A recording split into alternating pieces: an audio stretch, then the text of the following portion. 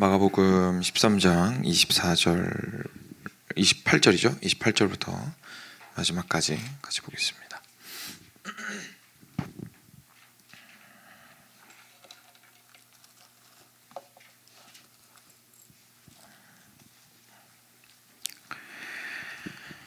네, 28절부터 37절까지 같이 교독하겠습니다. 제가 먼저 읽겠습니다. 무화과 나무의 비유를 배우라.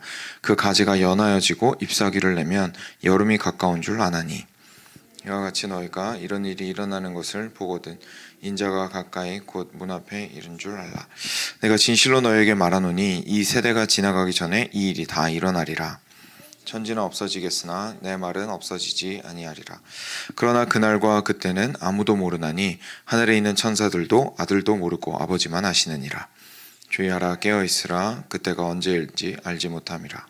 가령 사람이 집을 떠나 타국으로 갈 때에 그 종들에게 권한을 주어 각각 사물을 맡기며 문지기에게 깨어있으라 명함과 같으니, 그러므로 깨어있으라. 집주인이 언제 올는지 혹 저물 때에든지 밤중일는지 닭 울 때일는지 새벽일는지 너희가 알지 못함이라.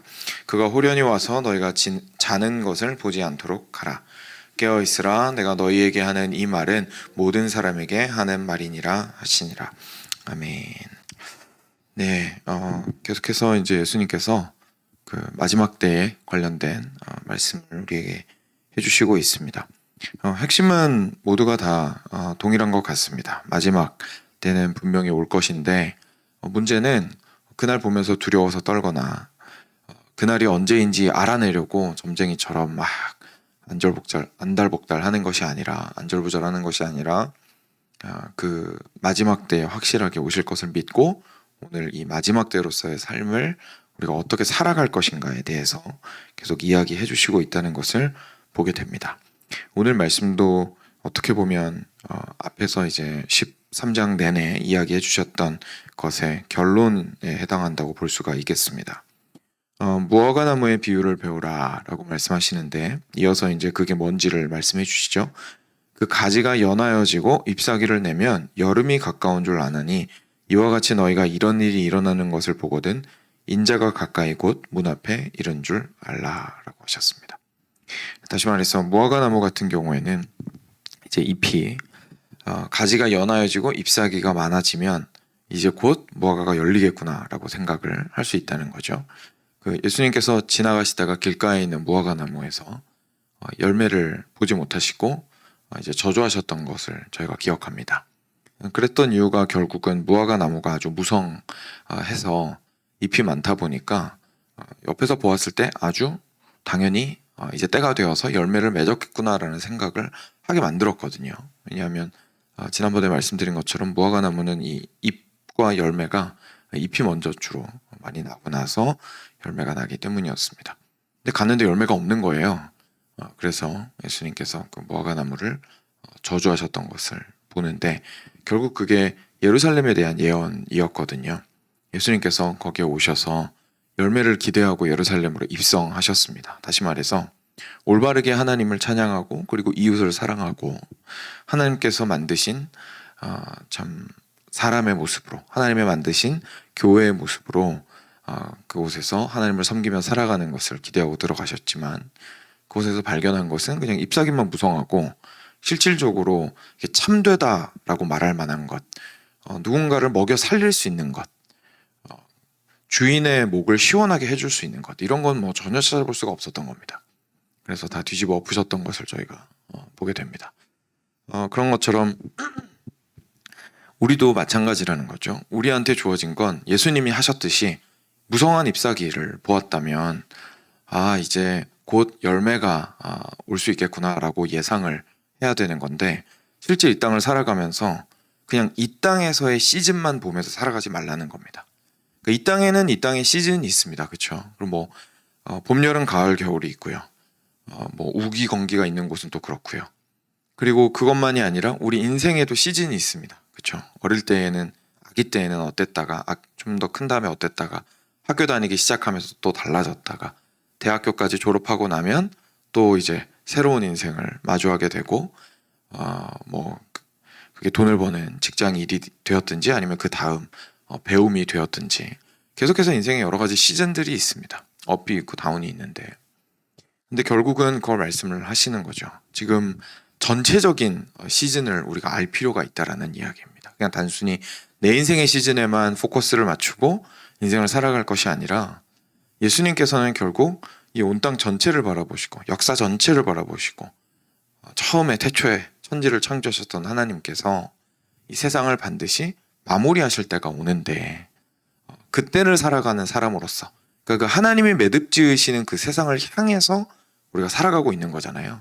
그 역사가 우리 입장에선 너무너무 길어 보이지만, 결국 그 위에 어느 위치에 있든지 간에 동일한 것은 결국 마지막에 하나님께서 매듭 지으실 그 인생을 향해서, 그 역사를 향해서 살아가고 있는 것이기 때문에 그 시즌을 보라고 이제 이야기를 하시는 거죠. 더 큰 시즌, 나의 인생보다 더 큰 시즌을. 그리고 나서 이제 우리의 인생을 다시 돌아볼 때에 우리 삶에서 일어나는 작은 시즌들의 변화를 무시하라는 얘기가 아니라 대하는 태도가 달라진다는 겁니다. 그것을 대하는 태도가 달라지게 된다는 이야기를 하고 있으시죠. 그래서 어떻게 달라지는지는 그 뒷부분에 자세히 나오기 때문에 거기서 다시 살펴보기로 하겠습니다. 그래서 이런 일이 일어나는 것을 보거든 인자가 가까이 곧 문 앞에 이른 줄 알라. 그래서 어제 저희가 함께 살펴보았듯이 여러 환란들이 일어나는 것들을 보거든 예수님께서 가까이 오셨구나라고 생각을 하라고 이야기해 주십니다. 그리고 나서 30절에 내가 진실로 너희에게 말하노니 이 세대가 지나가기 전에 이 일이 다 일어나리라. 천지는 없어지겠으나 내 말은 없어지지 아니하리라 라고 이야기하십니다. 이제 어제 그래서 그 말씀을 잘 이해하기 위해서는 어저께 제가 새벽 예배 때 말씀드렸던 걸 다시 한번 조금 복기를 해 보셔야 되는데, 이 세대라고 하면 결국 이때는 지금 저기 AD 1년이잖아요. 그죠? 1년은 아니죠. 아무튼 AD 이후의 일인데, 예수님 이후의 일인데, 지금 저희는 2024년을 살고 있습니다. 그러니까 이 세대에 이 모든 일이 일어나리라라고 하셨다는 말씀을 우리 모두에게 해당되는 말씀으로 이해하면 이 말씀이 굉장히 오해하기 좋거든요. 근데 그게 아니라 예수님께서 지금 말씀하실 때에 예수님 눈에는 여러 가지 사건을 동시에 펼쳐놓고 이것을 한 이렇게 장면으로 압축해서 설명하고 계시다고 생각하시면 되겠습니다. 그래서 지금 여기서 말씀하시는 이 세대가 지나가기 전에 다 이루리라라고 하신 것은 결국 우리 제자들은 실제로 우리 사도 요한 같은 경우에는 AD 90년이 넘어서 죽었기 때문에 AD 70년에 예루살렘이 당하는 일을 실제 눈으로 다 볼 수 있었습니다. 그러니까 예수님께서 말씀하셨던 그 환란 과정이 지금 정말로 이 세대에 일어났던 그 환란에 대해서는 제자들이 실제로 다 목격을 했습니다. 그러니까 그 마지막 때에 일어나는 그 예수님께서 직접적으로 말씀하셨던 예언들에 대해서는 본 것이었죠. 그래서 이 말씀을 이렇게 하셨다고 이해를 하시면 되겠습니다. 그리고 나서 천지는 없어지겠으나 내 말은 없어지지 아니하리라 라고 하시면서 실제로 이렇게 예언하신 말씀들, 먼저 제자들에게 알려주신 이 일들은 절대로 사라지지 않을 것이고 온전히 마무리가 될 때까지 내가 한 이 일들은 지속적으로 이루어질 것이다 라고 예수님께서 확인을 해주십니다. 그래서 앞서서 우리 인생의 시즌에 대해서도 조금 나누었지만 우리가 생각하는 것들에 있어서도 결국은 예수님의 말씀 위에 다른 것들을 생각하는 것이 너무 필요한 것 같습니다. 우리는 너무 익숙하게 예수님 말씀을 읽고 나서 세상을 살아갑니다. 근데 세상 살아가다가 세상에서 부딪히는 문제들, 앞서 말한 표현을 빌리자면 인생에서 경험하는 여러 시즌들, 그것들을 보고 나서 다시 예수님 말씀으로 돌아오면 이게 왠지 안 맞는 것 같거든요. 너무 달라 보이고. 그러면 우리는 뭘 컴프로마이즈 하냐면, 뭘 이제 그 가치를 이렇게 낮게 보냐면 하나님의 말씀을 무시하는 쪽으로 생각을 하게 되죠. 왜냐하면 세상을 충분히 설명해주지 못하다고 생각을 하기 때문입니다. 근데 실제로 변하는 것은 세상이고 변하지 않는 것은 하나님의 말씀이라는 사실을 우리가 기억해 본다면 생각을 뒤집어야죠.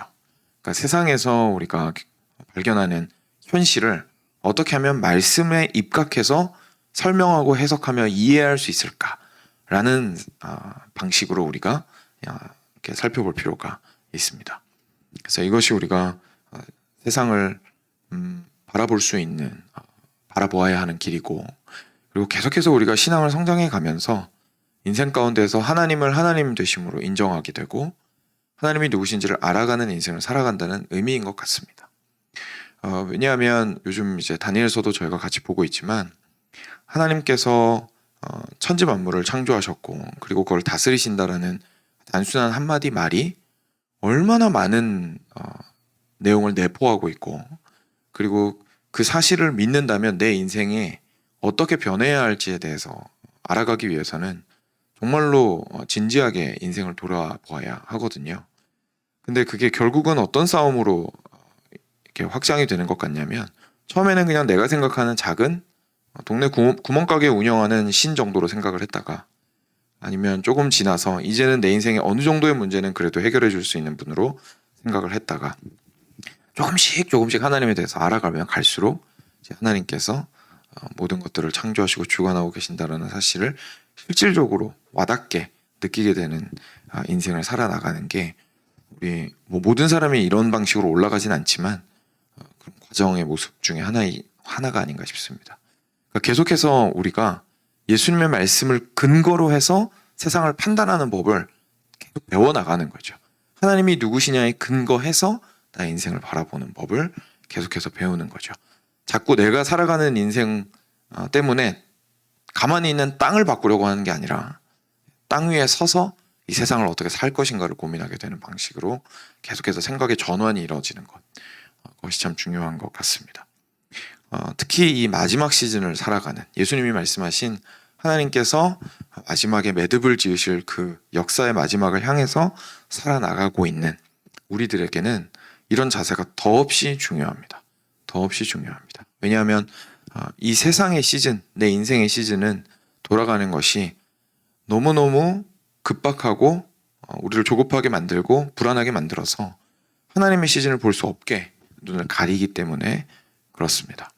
그래서 예수님께서 이어서 이렇게 말씀하시죠. 주의하라 깨어있으라. 주의하라 깨어있으라. 그때가 언제인지 알지 못함이라. 그러니까 우리가 주의하고 깨어있으라는 말은 결국 무슨 말이냐면, 앞서 말씀드린 것처럼 하나님의 시즌을 잊지 말고 그것을 항상 보면서 살아가라 라는 것을 의미하겠죠. 왜냐하면 그때가 언제인지 알 수 없기 때문에 그렇습니다. 단지 무화과 나무가 잎이 무성했을 때 열매를 예상할 수 있는 것처럼, 여름이 올 것을 예상할 수 있는 것처럼 지금 현재 예수님께서 말씀하신 일들이 일어나고 있다면 역사는 말씀하신 대로 하나님께서 매듭 지으실 방향으로 가고 있구나라고 알면서 깨어서 살아나갈 것에 대해서 이야기하시는 거죠. 그리고 나서 이제 저희가 잘 알고 있는 청지기 이야기를 하십니다.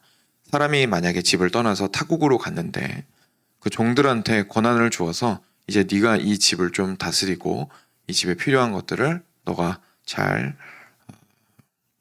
이렇게 하거라 라고 사무를 맡겼습니다.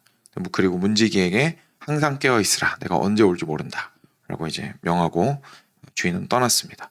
그렇기 때문에 깨어 있으라 라고 말씀하십니다. 집주인이 언제 올지 알지 못하기 때문에 그렇습니다. 그가 호련히 와서 너희가 자는 것을 보지 않도록 하라. 깨어 있으라. 내가 너에게 하는 이 말은 모든 사람에게 하는 말이니라 라고 하십니다. 깨어 있으라 라는 말씀이 비유 안에서 문지기한테 하신 말씀까지 합하면 4번이나 나옵니다. 그죠? 그러니까 예수님께서 얼마나 지금 강조하고 싶으신지가 드러나고 있습니다. 깨어 있으라라는 말이 무슨 뜻일까요? 깨어 있으라는 말이 무슨 뜻일까요? 그리고 어떻게 하는 게 깨어 있는 걸까요? 생각해 봐야겠죠.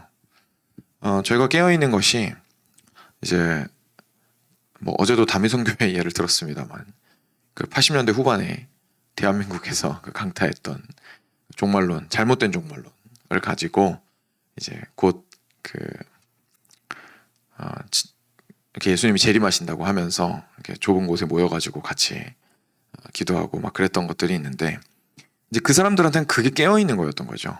그죠? 그러니까 자다가 예수님 맞이하면 안 되니까 내려오는 예수님을 맞이하려면 내가 육신적으로 깨어 있어야 된다고 생각을 했던 것 같습니다. 그러니까 이제 그런 방식으로 깨어 있었던 거죠. 우리도 신앙생활을 그렇게 대할 수 있잖아요. 그러니까 계속해서 불안한 마음으로 우리 신앙생활을 하는 거예요. 예수님께서 언제 오셔가지고 내가 자고 있는 거 보시면 안 되니까 그래서 우리가 새벽을 깨우기도 하고 주님 말씀을 계속해서 시간을 많이 들여서 묵상하려고 하고 기도 시간을 더 늘리려고 하고 그것들이 이제 좋은 마음으로 그렇게 할 수 있는데 저희가 두려운 마음으로 또 그럴 수도 있는 거예요. 예수님께서 언제 오실지 모르니까 너무 무서워서 그렇게 할 수 있는 거죠. 근데 보면 그런 뜻은 아닌 것 같습니다. 그렇죠? 왜냐하면 예수님께서 지금 하고자 하시는 말씀이 실제로 전체적인 역사의 흐름을 주관하시는 하나님을 인정하고 오늘의 삶을 살아가라라는 의미에서 지금 졸지 말고 깨어있으라라고 이야기를 하시는 거거든요. 그러니까 오히려 그 다미성교회가 했던 거랑 완전 반대인 겁니다. 다미성교회가 얘기했던 거랑 완전 반대인 거예요. 그래서 다 팽개치고 예수님을 바라보는 게 깨어있으라라는 뜻이 아니고요. 왜냐하면 주인이 떠나고 난 이후에 이 사람들이 맡은 일을 계속 꾸준히 해야 되거든요. 이 하나님의 집을 가꾸어 나가는 일을, 이 세상 가운데에서 하나님의 창조 세계를 일구어가는 일을 지속적으로 해 나가야 합니다. 그리고 계속해서 그 일들을 해 나가야 하는데, 근데 그때 우리의 태도가 어때야 하냐는 겁니다. 그때 깨어 있음으로 그 일들을 감당한다라는 건 무슨 뜻일까요? 제일 먼저 첫 번째가 이거죠. 지금 내가 맡은 이 일이 내 것이 아니다라는 사실을 인정하는 것에서 출발한다는 겁니다. 지금 내가 하고 있는 이 일이 내 것이 아니며 맡은 것이다라는 것을 인정함으로 일하는 것. 그것이 먼저 첫 번째로 깨어있는 자의 모습일 겁니다. 왜냐하면 마지막 때가 있다라는 뜻은 주인이 돌아온다라는 뜻이고, 일단 마지막이 있다라는 사실을 떠나서 주인님이 온다라는 뜻이기 때문에 지금 내가 맡은 이 일엔 주인이 있다는 것을 계속 기억하는 것이죠. 잔다는 건 무슨 뜻일까요? 잔다는 건 주인 안 와라는 뜻이거든요. 주인 안 와. 그죠? 잔다라는 건 주인 안 온다라는 뜻입니다. 그러니까 다시 말해서 지금 내가 맡은 이게 다 내 거라고 생각을 하는 거죠. 주인은 오지 않아. 그러니까 결국 지금 맡은 건 다 내 거죠. 그리고 더 나아가서 이런 의미일 겁니다. 주인은 반드시 오신다. 그걸 기억하는 삶으로 살아나가는 것이 깨어있는 삶을 살아나가는 것이겠죠. 주인은 반드시 오신다. 주인이 그냥 멀리서 계시고 절대 안 오시는 게 아니라 주인은 반드시 오신다. 만약에 그렇게 되면 오늘 내가 가지고 있는 것들을 가지고 살아나가는 방법 또는 생산을 해내는 방법이 달라지게 될 겁니다. 그러니까 이게 내 것이고, 그리고 지금 내가 보고 있는 내 인생의 시즌이 끝이라면 죽기 전에 내가 남겨야 할 것만 생각하면서 이 땅을 살아가면 됩니다. 근데 이제는 보니까 내가 가지고 있는 것이 나에게 속한 것이 아니라 주인에게 속한 것이고, 내 인생의 끝은 내 손으로 결정하는 것이 아니라 주인이 오는 날이 인생이 끝나는 날이고, 그리고 현재 내가 맡은 모든 것들은 주인께로부터 위임받은 것일 뿐이고 주인을 위하여 이 일을 하고 있다는 사실을 기억하게 된다면 현재 이 일을 할 때에도 여기서 생산되는 것들을 가지고 뭘 할까가 달라지는 겁니다. 단순히 자신의 기쁨과 쾌락을 위해서만 사용하는 것이 아니라 어떻게 하면 주인이라면 이거 어떻게 사용하셨을까라는 방식으로 사용하게 되고, 주인이라면 여기를 어떻게 관리하셨을까라는 방식으로 관리하게 된다는 겁니다. 하다못해 집을 리모델링을 하더라도 주인의 관점에서 리모델링을 하게 되겠죠. 지금 집을 맡은 집사라고 생각을 했을 때 이 집의 구조를 조금 주인이 오랫동안 자리 비운 사이에 이렇게 바꾸면 좀 좋겠다고 생각을 하고 시스템을 이렇게 바꾸는 게 더 효율적이겠다라고 생각을 할 때에도 내 일하기 편한 쪽으로 생각하는 것이 아니라 주인의 관점에서 생각을 하면서 일들을 만들어 나갈 겁니다. 근데 우리는 보통 이제 그렇지 못하잖아요. 우리가 우리 인생 가운데에서 집착하고 있는 것들이 왜 그렇게 집착을 하게 되냐면 결국 내 인생은 내 것이고, 그리고 내 인생의 시즌이 지금은 이것을 즐길 때이고 또는 이것을 구할 때이고 이것을 악착같이 찾을 때이기 때문이다라는 생각이 우리 가운데 있기 때문이고, 그리고 더 큰 시즌을 보지 못하게 되기 때문일 겁니다. 그래서 이런 것들을 예수님께서는 깨어있으라 라고 말씀하시면서 깨어있는 삶에 대해서 이야기를 해주신 것 같습니다. 사랑하는 여러분, 우리가 청지기로서의 삶에 대해서 많이 이야기를 하는데요. 청지기로서의 삶은 꼭 필요한 눈이 하나 있습니다. 그냥 단순히 내가 가지고 있는 것이 내 것이 아니다가 아니라 주인께서 이 모든 역사를 붙들고 계시고 끝은 주님이 오실 때 나는 거다. 주인님이 오시는 것이 끝이다 라는 것을 기억하면서 삶을 살아가는 것이 바로 청지기로서의 삶을 살아가는 것인 것을 저희가 다시 한번 생각해 볼 필요가 있습니다. 이 땅은 계속해서 건강을 말하고 오래 살 것에 대해서 이야기하고 실제로 수명도 많이 늘어나고 있습니다. 좋죠, 그죠? 안 좋은 건 아닙니다. 그런데 건강하게 오래 살 수 있으면 좋은 거니까요. 그런데 그것이 단지 우리 인생의 이 땅에서의 시즌만을 늘리는 것으로만 생각한다면 실제 우리 영혼의 관점에는 안 좋을 수도 있겠죠. 그래서 우리가 그만큼 건강과 우리의 인생을 늘리는 것을 좋아하고 기대하는 만큼이나 우리 인생이 어디까지 연장되어 있는지를 볼 수 있는 믿음의 눈이 필요할 것 같습니다. 그래야만 오늘의 삶을 어떻게 하면 영원을 위하여 살 수 있을지가 답이 나오게 되기 때문에 그렇습니다.